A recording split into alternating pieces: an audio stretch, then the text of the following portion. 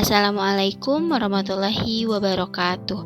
Perkenalkan, nama saya Alma Awalia. Pada kesempatan kali ini, saya akan memaparkan kampanye praktik baik untuk memenuhi tugas ujian akhir semester mata kuliah Perspektif Sosiokultural dalam Pendidikan dengan judul Penerapan Scaffolding Berbasis Problem Based Learning pada mata pelajaran Matematika Materi Keliling kelas 5.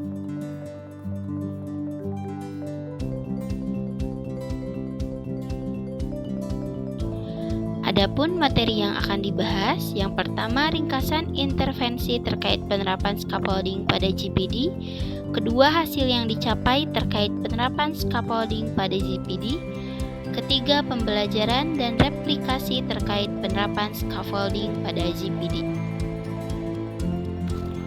Zone of Proximal Development atau ZPD.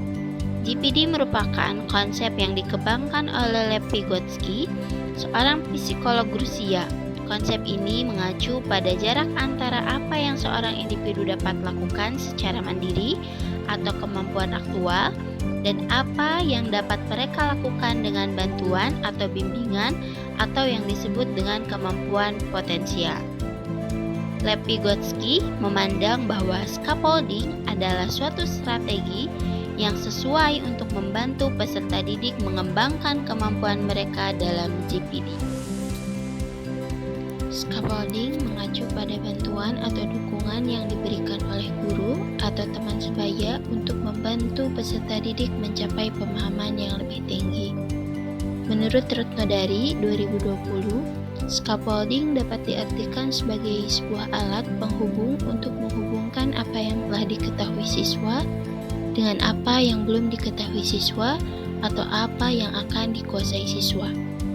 Scaffolding berarti memberikan sejumlah bantuan kepada peserta didik selama tahap-tahap awal pembelajaran, kemudian peserta didik tersebut mengambil alih tanggung jawab yang semakin besar setelah ia dapat melakukannya. Intervensi terkait penerapan scaffolding pada Zone of Proximal Development atau GPD. Penerapan scaffolding yang telah dilakukan yaitu berbasis problem based learning pada mata pelajaran matematika materi keliling bangun datar, persegi dan persegi panjang di kelas 5F di SDN Polisi 1. Menentukan kemampuan aktual peserta didik. Sebelum memberikan scaffolding atau bantuan, kita perlu mengetahui kemampuan aktual peserta didik agar kita mengetahui pada bagian mana yang akan diberikan bantuan, sehingga dilakukan asesmen awal sebelum kegiatan pembelajaran. Pada penerapan di kelas 5, saya memberikan soal berupa uraian berjumlah 10 butir. Langkah selanjutnya yaitu penerapan scaffolding berbasis problem based learning pada mata pelajaran matematika materi keliling kelas 5. Memberikan scaffolding pada materi keliling bangun datar, persegi dan persegi panjang dilakukan agar peserta didik memiliki pemahaman konsep yang utuh. Scaffolding yang diberikan berupa pembelajaran berbasis problem based learning atau yang lebih dikenal dengan model PBL.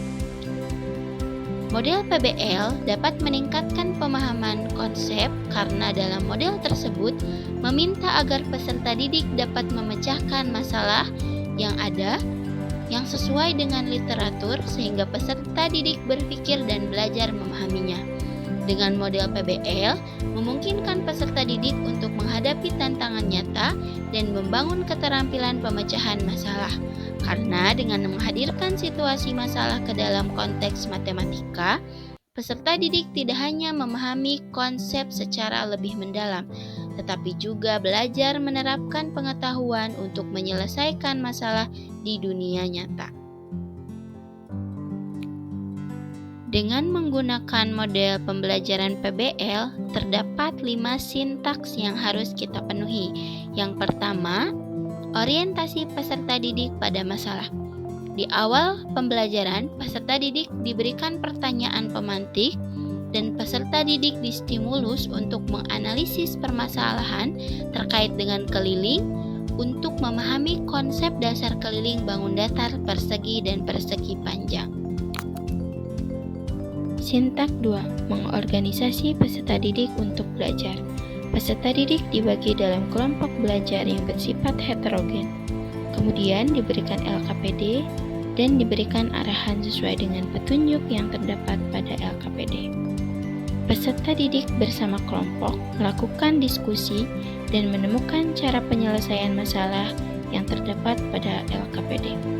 Setiap kelompok diperiksa oleh guru mengenai kesulitan yang dihadapi dalam mengerjakan lembar kerja peserta didik atau LKPD. Sintak 3. Membimbing penyelidikan individu maupun kelompok. Peserta didik dalam kelompok melakukan penyelidikan dengan bekerja sama dan menyelesaikan permasalahan pada LKPD, serta diberikan bimbingan oleh guru dalam menyelesaikan permasalahan. Sintak 4. Mengembangkan dan menyajikan hasil karya. Peserta didik dalam kelompok menyajikan hasil diskusi di depan kelas oleh perwakilan dan kelompok yang lain memberikan tanggapan. Sintaks 5. Menganalisis dan mengevaluasi proses pemecahan masalah. Pada tahap ini, peserta didik dengan bantuan guru melakukan evaluasi terhadap jawaban kelompok. Selain itu, melakukan tanya jawab yang mengarahkan peserta didik dalam membuat kesimpulan pembelajaran. Penggunaan media pembelajaran. Penggunaan kertas origami dan tali pada pembelajaran memberikan kemudahan bagi peserta didik untuk memahami konsep awal terkait keliling bangun datar persegi dan persegi panjang. Setelah menentukan kemampuan aktual dan penerapan scaffolding, langkah selanjutnya yaitu menentukan kemampuan potensial peserta didik. Hal ini untuk mengidentifikasi kemampuan potensial peserta didik yang melibatkan pemahaman terhadap apa yang mereka capai dengan bantuan dan bagaimana bimbingan tersebut dapat membantu mencapai tahap pemahaman dan keterampilan yang lebih tinggi. Kemampuan potensial dianalisis dengan memberikan soal evaluasi berjumlah 10 butir soal. Hasil yang dicapai terkait penerapan scaffolding pada Zone of Maximal Development atau ZVD, peningkatan pemahaman peserta didik dan hasil belajar peserta didik meningkat. Dapat dilihat dari diagram batang mengenai kemampuan aktual peserta didik dan kemampuan potensial peserta didik. Pada kemampuan aktual peserta didik, hanya kurang dari 10 peserta didik yang memahami konsep keliling bangun datar persegi dan persegi panjang. Namun, pada hasil kemampuan potensial atau hasil akhir dari peserta didik sudah mencapai peningkatan. Lebih dari 15 orang dapat mengerti dan memahami konsep serta menyelesaikan permasalahan terkait keliling bangun datar persegi dan persegi panjang. Selain peningkatan hasil belajar, hasil yang dicapai terkait penerapan scaffolding pada GPD, yang pertama memahami konsep. Scaffolding membantu peserta didik memahami konsep-konsep yang mungkin dirasa sulit atau kompleks. Dengan memberikan bimbingan atau dukungan, guru dapat membantu peserta didik melewati hambatan yang mungkin mereka hadapi dalam memahami materi pelajaran. Yang kedua, kemandirian belajar. Seiring waktu, peserta didik dapat mengambil tanggung jawab dan menyelesaikan tugas secara mandiri tanpa bantuan orang lain. Selanjutnya, kemampuan berpikir kritis atau pemecahan masalah. Peserta didik diarahkan untuk berpikir kritis dan mandiri dalam memecahkan masalah yang terdapat pada LKPD. Setelah bantuan dikurangi, peserta didik akan lebih mengasah keterampilan pemecahan masalah mereka dengan mencari solusi dan menghadapi tantangan pembelajaran secara mandiri dan lebih percaya diri. Selanjutnya, lingkungan pembelajaran yang mendukung keterlibatan aktif peserta didik dalam proses pembelajaran. Dan selanjutnya yaitu mendorong interaksi sosial. Scaffolding dapat menciptakan peluang untuk interaksi sosial.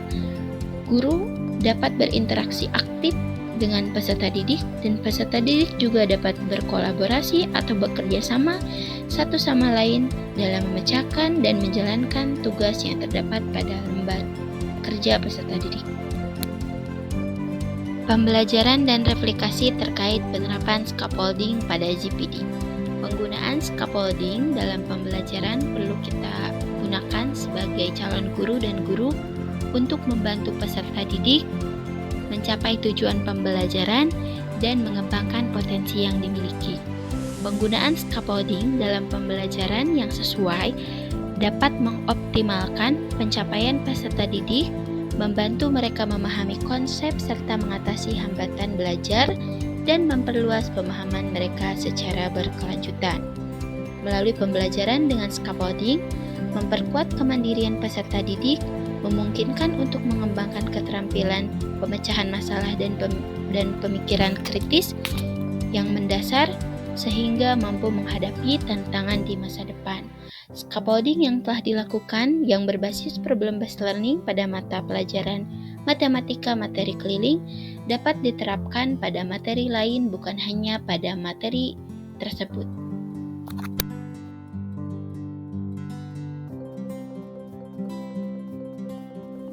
Sekian pemaparan dari saya terkait kampanye praktik baik penerapan scaffolding berbasis problem-based learning pada mata pelajaran matematika materi keliling di kelas 5. Terima kasih. Wassalamualaikum warahmatullahi wabarakatuh.